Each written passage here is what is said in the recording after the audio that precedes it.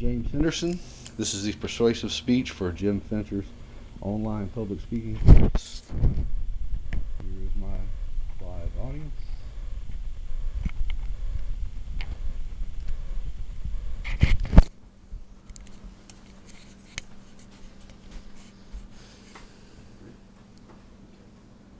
Good evening, everyone. Good evening.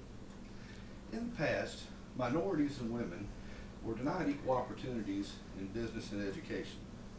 Even though such discrimination has since been made illegal, there are still those who believe that women and minorities need additional measures to give them a leg up in the business and education world. Thus, affirmative action was born.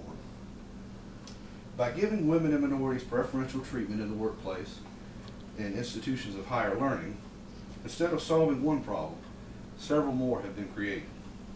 These problems will be the focus tonight. First, I will talk about the high cost of implementing such programs. Second, I will speak on the possibility of reverse discrimination that occurs. Third, how the damage done by placing individuals in positions they are not prepared for actually promotes racism and sexism.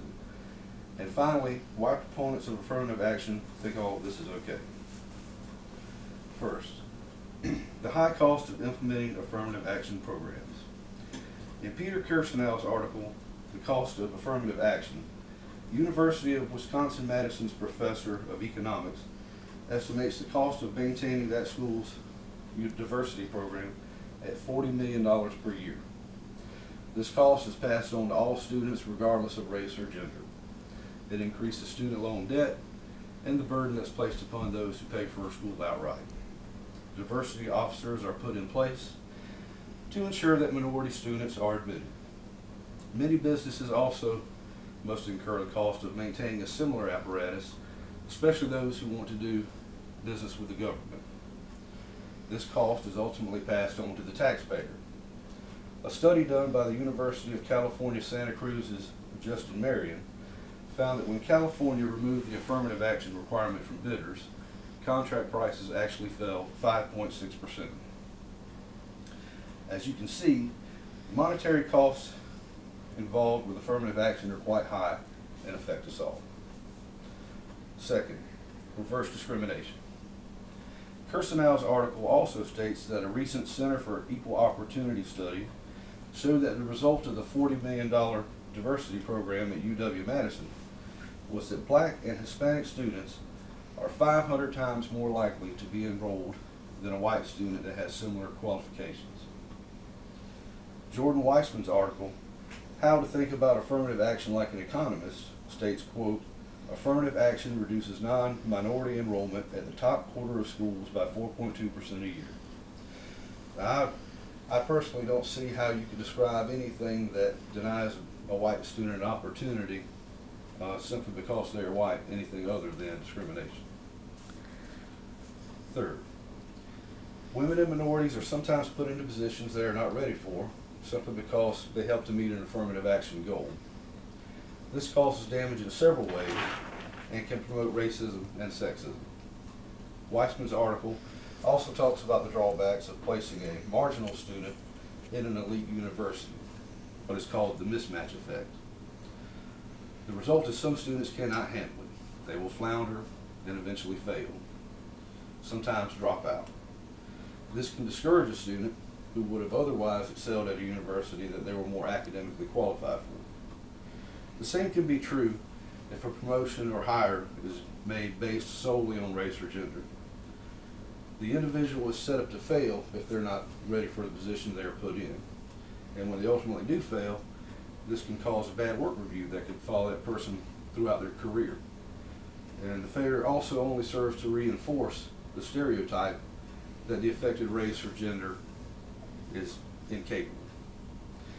South Park's character, Token Black, makes fun of another type of affirmative action. The term token is used to describe a person included in a group simply because they help to make the group more diverse. They typically play no important role or have no any real responsibility. Malcolm X said that these token positions only serve to demean the people that are in them.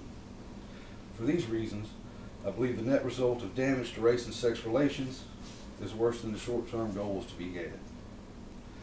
Finally, why proponents of affirmative actions say all this is okay.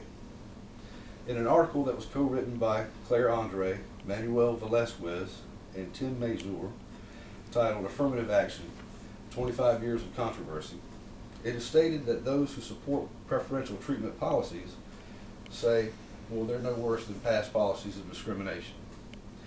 They say the difference is affirmative action is not fueled by hate, and that is instead motivated by a more equitable distribution of social and economic benefits.